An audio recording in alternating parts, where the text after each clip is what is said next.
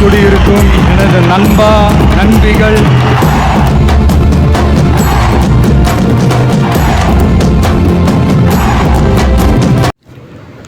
First பார்த்தீங்கன்னா PicsArt app open பண்ணிங்கன்னா இந்த மாதிரி தான் வரும். அதில் மேலே உள்ள ஃபஸ்ட் ஆப்ஷனை ஓப்பன் பண்ணிக்கோங்க.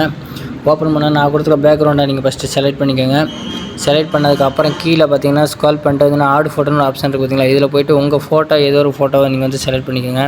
இப்போ நான் வந்து இந்த ஃபோட்டோ செலக்ட் பண்ணிக்கிட்டேன். இந்த ஃபோட்டோ பார்த்து செலக்ட் பண்ணிட்டு இந்த அளவுக்கு வச்சுக்கிறேன்.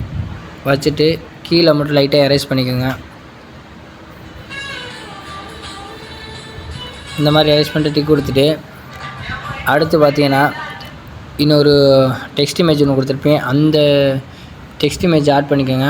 ஆட் பண்ணிட்டு பார்த்தீங்கன்னா உங்களுக்கு எந்த அளவுக்கு பெருசாக இருக்குமோ இந்த அளவுக்கு வச்சுக்கோங்க. வச்சுட்டு அடுத்து பார்த்தீங்கன்னா ஒரு செயின் இமேஜ் கொடுத்துருப்பேன். அந்த செயின் இமேஜை வந்து எப்படி ஆட் பண்ண பாருங்கள். இந்த செயின் இமேஜ் பார்த்தீங்கன்னா இந்தளவுக்கு ஃபுல்லாக அழுத்துங்க. இதை பார்த்தீங்கன்னா இந்த அளவுக்கு இந்த மேலே டச் ஆகிற மாதிரி, கீழே வந்து இங்கே டச் ஆகிற மாதிரி இதை வச்சுட்டு மூவ் டவுன் கொடுத்து பின்னாடி போயிடும். அடுத்து பார்த்தீங்கன்னா இதே ஒரு டூப்ளிகேட் பண்ணிக்கோங்க. டூப்ளிகேட்டு கீழே பார்த்தீங்கன்னா ரொட்டேட் ஒரு ஆப்ஷனுக்குள்ளே போயிட்டு 3வது ஆப்ஷனை ஓப்பன் பண்ணிக்கோங்க. ஓப்பன் பண்ணி இந்த மாதிரி தான் வரும். இதை வந்து நீங்கள் என்ன பண்ணுறீங்கன்னா இந்த மாதிரி வச்சுக்கோங்க. இந்த மாதிரி வச்சுக்கிட்டு இதையும் வந்து மூவ் டவுன் கொடுத்துருங்க. மூவ் டவுன் கொடுத்தீங்கன்னா பின்னாக்க போயிடும். அதை வந்து கரெக்டாக அட்ஜஸ்ட் பண்ணிங்க.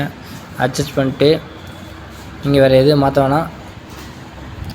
மேலே டிக் ஆப்ஷன் கொடுத்துட்டு கீழே பார்த்தீங்கன்னா எஃபெக்ட்ஸ்னு ஆப்ஷன் கொடுத்தீங்களா, அதில் போயிட்டு HDR எஃபெக்ட்னு ஒரு எஃபெக்ட் போகும். அது கொடுத்தீங்கன்னா நமக்கு வந்து பிறந்தநாள் பேக்ரவுண்டு ரெடி ஆகிரும்.